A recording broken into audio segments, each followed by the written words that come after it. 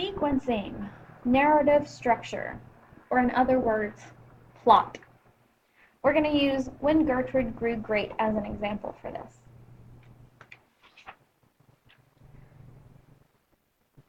So, plot.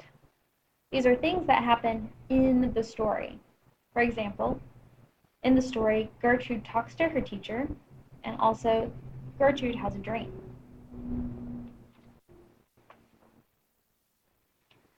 Setting. When and where the story takes place. For example, this story takes place at a middle school in the present day, and then also 10 years into the future.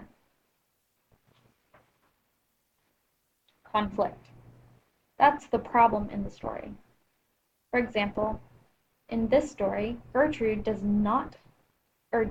just enough to get by. Now we have our narrative structure. Most stories can be broken into 4 parts. Identifying the turning point is the key. So, this narrative structure only gives us 4 parts, but we're going to learn 5. So,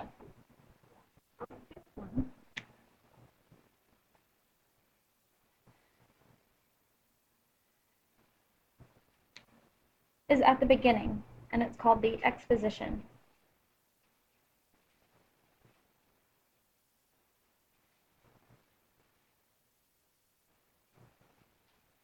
After the exposition, we have the rising action. At the high point in the story is our climax. After the climax, we have our falling action.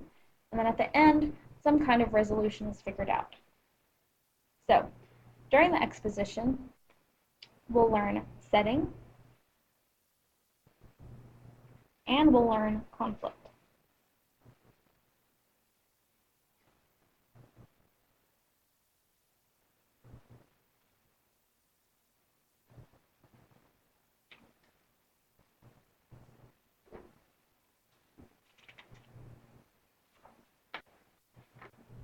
Alright, so climax.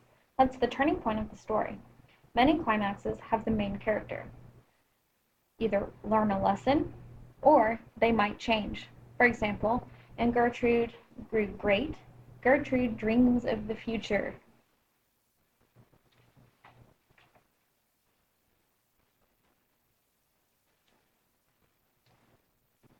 The rising action are things that happen before the climax. For example, Gertrude gets C's in the story, and Gertrude talks with her teacher, who encourages her to try to do better.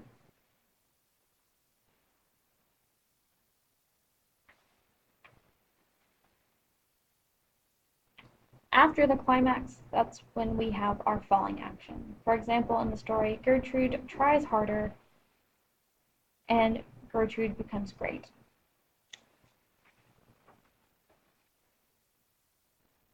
And then at the end, we have our resolution, how the story ends. Gertrude gets a job and her own place.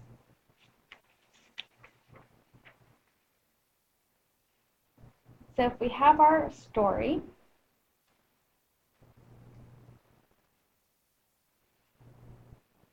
this is just like our plot diagram. We have our exposition, where we learn what our setting is, and we learn what the conflict is. Then we have our rising action, which is that Gertrude just does enough to get by. Her teacher tries to encourage her to do better, but she doesn't. Then Gertrude has her dream that changes everything. She starts trying to apply herself in the falling action, and the resolution is that she becomes successful later in life.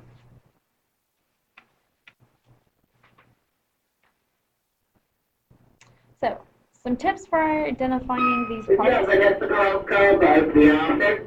If you have Vanessa, call both the office. So some tips for identifying the parts of plot. Everything revolves around the climax. But the climax is not always the most exciting part of the story. The climax is where, again,